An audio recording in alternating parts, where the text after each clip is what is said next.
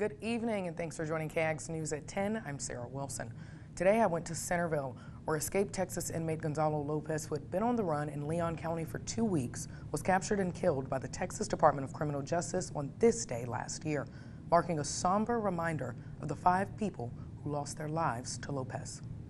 What used to be a tight-knit community just off Highway 7 is now a town flipped upside down. That's the only way that you can really describe it, is sheer terror. And a path of fear that started right here in Centerville a year ago. And discovered 5 bodies inside the residence, 2 adults and 3 children. Mark, Waylon, Carson, Hudson, and Bryson, the Collins family, killed by escaped Texas inmate Gonzalo Lopez. May 12, 2022 is when it began. Gonzalo Lopez, already serving a life sentence for capital murder out of Webb County and attempted capital murder in Hidalgo, hijacked a prison bus while being transported.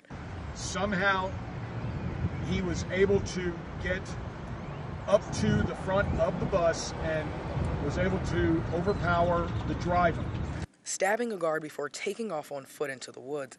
These were the cuffs Lopez was able to escape from. State, local, and federal officials had all hands on deck in a search that lasted for 2 weeks before coming to a tragic end. Now, a year later, it still feels unreal for Centerville residents who aren't over it. And one resident, Brandy Meltzer, never returning. Right after, I guess, all this ended, or about the same time, I was moving out of my home and moved to another city. Putting a dark cloud over the small town. I just don't feel like it's ever really going to be the same anymore. What makes it worse is that the Collins family was from Tomball, not Centerville. Flowers fill up the outside of the Collins family ranch in remembrance of them, while the Tomball community rallied together to embrace the family. But through the grief, many still point the blame in the same direction. I do hold the blame on TDCJ. It didn't have to happen. 6 months after the tragedy, relatives of the family filed a wrongful death lawsuit against TDCJ. This came after many questioned the protocols of TDCJ when transporting prisoners, and a final report done by TDCJ on how this search ended with a family dead.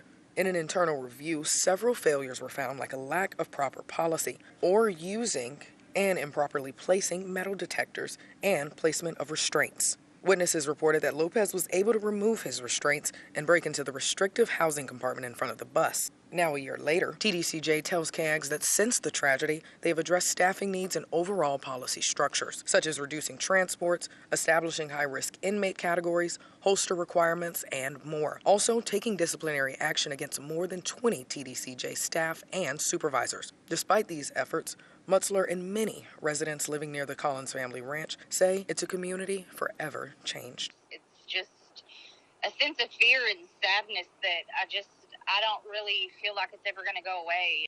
Now, a time for healing. What happened across the road from us was terrible, but it's time to people be able to heal.